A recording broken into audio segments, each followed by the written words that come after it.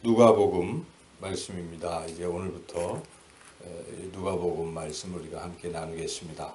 누가복음은 지난 주일에 간략히 소개를 해드렸는데요. 누가복음의 저자는 누가입니다. 누가복음은 다른 복음서들과 좀 다른 특징이 있습니다. 그 특징은 성령에 대한 언급이 참 많다는 것이죠.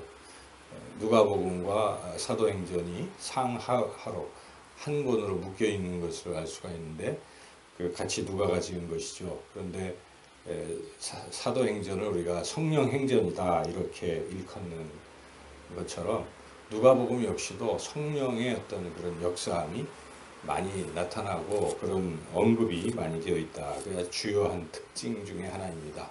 그리고 누가복음은 누가가 이방인 출신이고 의사인데 이방인 대상으로 쓰여졌다라고 봅니다. 그래 특별히 이방인과 함께 약한 자들, 소외된 자들, 그래서 여기에는 사마리아인들에 대한 칭찬도 많고 또 고아, 과부 이런 이야기도 많이 있습니다. 가난한 자, 또 죄인들, 세리 등등. 그래서 그렇게 사회적으로 천대받는 그러한 자들에 대해서 하나님이 도리어 더 큰 관심을 가지고 또 그들을 구원하신다 하는 그런 말씀이 다른 복음서와 다른 어떤 주요한 특징이라고 볼 수가 있죠. 그리고 누가복음도 다른 복음서와 마찬가지로 복음, 기쁜 소식인데 그 구원의 소식이죠. 그 구원의 소식의 핵심은 우리 예수님이시다 하는 것입니다. 예수님이 우리를 구원하신다 하는 그런 내용이 같이 또 나와 있습니다. 누가복음 이제 오늘 1장이 굉장히 긴 절입니다. 신약에서 보면 가장 긴 절이라고도 볼 수가 있어요. 80절이나 되는데 이 내용은 이제 그 예수님이 탄생하기 전에 먼저 예수님을 준비하는 사람인 요한, 세례 요한이 어떻게 탄생했는가를 보여주고 있습니다. 물론 여기에 더불어서 우리 예수님의 탄생도 함께 이렇게 미리 앞서서 표현하는 부분도 있죠. 그래서 육신적으로 세례 요한을 낳은 분이 엘리사벳이죠. 엘리사벳과 또 예수님을 낳은 마리아가 서로 또 친족 관계에 있는데 이 엘리사벳이 어떻게 이제 아이를 낳았는가? 엘리사벳은 나이도 많고 늙어서 아이 낳을 처지가 못 됩니다. 그런데 역시 하나님의 은혜를 입어서 이제 요한을 낳게 되는 것이죠. 그래서 여기 어떻게 낳는가 하는 것은 이제 천사인 가브리엘이 나타나는 것입니다. 그 엘리사벳의 남편인 사가랴에게 나타나서 이렇게 아이를 낳게 될 것이다 라고 예언을 해주죠. 하나님의 말씀을, 약속의 말씀을 전해주는데 사가랴의 태도는 조금은 부족해 보입니다. 물론 사가랴는 흠이 없고 늘 하나님의 말씀에 순종하고 의인이고 6절에 보면 이렇게 엘리사벳과 사가랴는 그런 사람들이긴 하지만 이 하나님의 말씀을 처음에는 믿지 못했다는 것입니다. 사가랴가 늙었는데 어떻게 아이를 낳을 수 있겠습니까? 마치 창세기에 사라가 아이를 낳는다고 할 때 픽 웃는다든지 그렇게 의심했던 것과 유사하게 지금 사가랴도 그것을 이제 의심했죠. 그럴 때 의심한 것 때문에 사가랴는 말을 못하게 됐습니다. 그런 일이 벌어졌죠. 나중에 이제 믿고 아들 이름을 요한이라고 막 쓰니까 입이 풀렸습니다. 그래서 어쨌든 사가랴가 처음에는 하나님의 약속의 말씀을 믿지 못했다는 것이 여기 이제 나와 있고, 이어서 천사가 가브리엘이 예수님을 낳은 마리아에게 나타나서 또 예언을 하죠. 예수님이 태어날 것이다 예언을 했는데 마리아는 그것을 잘 믿었다는 것입니다. 믿음으로 받아들였다는 것이죠. 그래서 여기에 특별히 이 천사의 말을 가브리엘을 통해서 듣는 하나님의 말씀을 어떻게 받아들이고 있습니까? 38절을 한번 읽어볼까요? 마리아가 이르되 주의 여종이니 말씀대로 내게 이루어지리이다 하매 천사가 떠나가니라. 얼마나 놀라운 일이겠습니까? 이 처녀가 아들을 낳을 것이라고 하는데 이게 지금 결혼도 안 하고 지금 아직 약혼한 정도인데 아들을 낳을 것이고 그러니 이게 굉장히 더 충격적인 일이죠.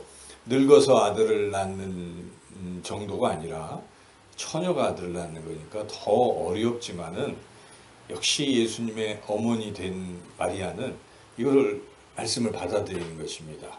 주의 종이오니 말씀대로 제게 이루어 주십시오. 제가 처녀로 아이를 낳아서 돌팔매질을 당할지라도 저는 하나님의 약속의 말씀이 저 같은 자를 통해서 이루어지는 것이 저는 기쁩니다. 저는 믿습니다. 말씀대로 이루어지소서. 이렇게 말씀을 받는 태도가 굉장히 좋은 것이죠. 마리아는 우리가 정말 본받아야 될 귀중한 부분입니다.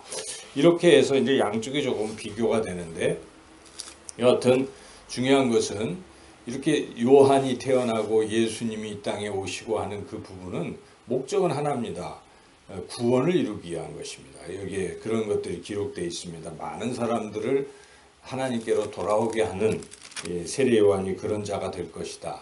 이런 이야기도 있고 예수님은 바로 구원자로 오시는 그런 분이시죠.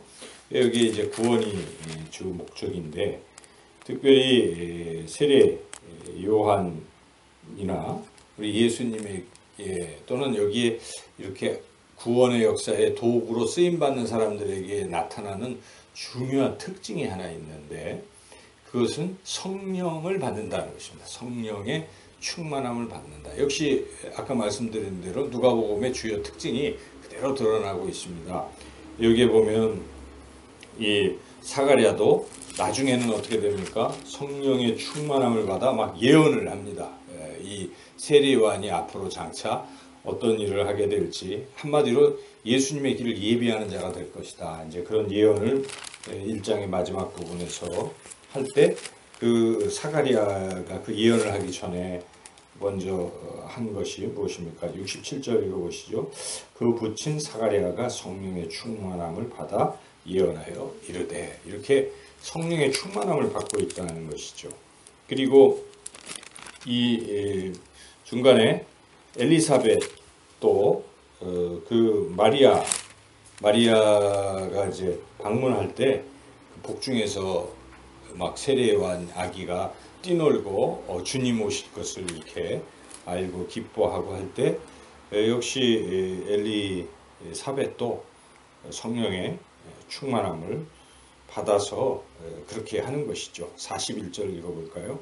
엘리사벳이 마리아가 문안함을 들음에 아이가 복중에서 뛰노는지라 엘리사벳이 성령의 충만함을 받아 하면서 이제 뒤에 너는 정말 복받은 여인이다 이렇게 쭉 얘기하죠. 성령의 충만함을 받은 것입니다. 그리고 이제 세례 요한도 계속 이 주의 일을 할 텐데 그는 아예 태어날 때부터 복중에서 성령의 충만함을 받았다라고 증거하고 있습니다. 15절을 읽어보시죠. 이는 그가 주 앞에 큰 자가 되며 포도주나 독한 술을 마시지 아니하며 모태로부터 성령의 충만함을 받아. 이 성령의 충만함을 받아서 주의를 한다는 것이고 우리 예수님 그분도 어떻습니까? 성령으로 태어나신 것입니다. 성령으로. 그래서 어떻게 태어날 수 있겠습니까? 하니까 성령이 충만해서 태어난다. 이렇게 천사가 이야기하죠. 35절 읽어보겠습니다. 천사가 대답하여 이르되 성령이 네게 임하시고 지극히 높으신 이의 능력이 너를 덮으시리니 이러므로 나실 바 거룩한 이는 하나님의 아들이라 일컬어지리라. 하나님의 아들이라는 것입니다. 성령으로 태어나시기 때문에 육신의 요셉과의 어떤 그러한 육신으로 태어난 것이 아닙니다. 예수님은 여기 본 것처럼 성령이 임해서 성령으로 잉태되사 그렇잖아요. 그래서 하나님의 아들이라는 것입니다. 요셉의 아들이 아니라는 것입니다. 인간의 아들이 아니라는 것입니다. 예수님은 하나님의 아들이시다. 이와 같이 마리아도 또 성령 충만해서 하나님을 찬양하는 노래를 마리아 찬가가 46절부터 또 55절까지 나오지 않습니까? 그래서 이게 전체적으로 볼 때에 이렇게 성령으로 충만함을 받아서 하나님의 구원 역사를 이루어가는 도구들로 쓰임받고 있다는 것을 우리가 알 수가 있죠. 그래서 우리가 하나님의 쓰임받는 도구, 우리는 사실 이 땅에서 하나님의 구원 역사에 쓰임받는 도구들 아니겠습니까? 우리를 통해서 누군가를 우리가 하나님께로 인도하고 그가 구원받는 것을 우리가 보는 것이죠. 그렇지 않습니까? 근데 중요한 게 무엇입니까? 우리 힘으로 하는 게 아닙니다. 성령의 충만함이 있어야 되는구나 하는 걸 우리가 깨닫습니다. 늘 깨어서 우리가 기도해야 되는 거죠. 기도로 성령 충만함 받아서 성령 충만을 받으라 말씀하지 않습니까? 그 주의 일을 하는 것입니다. 그래서 이 성령 충만이 얼마나 중요한 것인가. 이 누가복음 시작 부분부터 이런 말씀이 나오는 것이고, 사도행전은 말할 것도 없지 않습니까? 너희가 성령을 받아 곧 예루살렘과 유대와 땅끝까지 내 증인이 되리라. 성령을 받으면 곧 권능이 임하고, 그래서 이 성령 충만은 너무 더 중요하다는 것을 우리가 누가복음 1장을 통해서 깨닫게 됩니다. 또 중요한 자세가 하나 있어요. 여기서 1장에서 강조하는 바가 무엇입니까? 그것은 하나님의 약속의, 구원의 약속의 말씀이 임한다 하는 것이고, 그렇죠. 지금 가브리엘을 통해서 지금 계속 전하는 것은 구원이 임한다 하는 것입니다. 세례요한을 통해서, 예수님을 통해서 이제 구원 역사가 이루어진다, 구원이 임한다는 구원의 약속의 말씀을 지금 계속 주고 있는 것입니다. 표면적으로는 아이를 못 낳았던 사람이 아이를 낳는다든지 처녀가 아이를 낳는다든지 그런 이야기지만, 그래도 이 핵심이 무엇입니까? 구원의 약속이 이루어진다는 것입니다. 이런 구원 약속이 이루어질 때에 우리 구원 역사에 동참하는 우리가 해야 될 가장 중요한 자세는 아까 성령 충만을 받는 것과 또 한 가지 무엇이겠습니까? 약속의 말씀을 믿는 것입니다. 믿고 받아들이는 것입니다. 마리아처럼 저는 천한 계집종이오니 주의 여종이오니 주의 말씀이 내게 이루어지리이다 하는 이러한 자세를 가졌을 때 그 마리아를 통해서 예수님이 이 땅에 오신 것입니다. 그래서 우리가 중요한 자세는 하나님의 말씀을 그대로 100% 받아들이고 또 믿고 이게 그대로 될 것이다. 믿고 여기 약속대로 됐다는 것을 계속 강조하잖아요. 세례요한이 태어났다. 아이가 건강하게 잘 자라고 있다라든지 이렇게 계속 증언하고 있습니다. 그래서 우리가 오늘 이 긴 말씀인데 깨달아야 될 중요한 교훈은 하나님 우리를 구원하시기 위해서 하나님의 사람들을 또 이렇게 사용하시는데 일꾼으로 쓰시는데 우리가 일꾼된 우리로서 두 가지 성령 충만함을 받아야 되고 하나님의 약속의 말씀을 항상 믿고 나아가면 우리의 남은 생에도 구원 역사에 또 동참하는 그런 삶이 될 줄로 믿습니다. 모두 믿음과 그리고 성령 충만함으로 구원 역사에 동참하시기를 주님의 이름으로 축원합니다.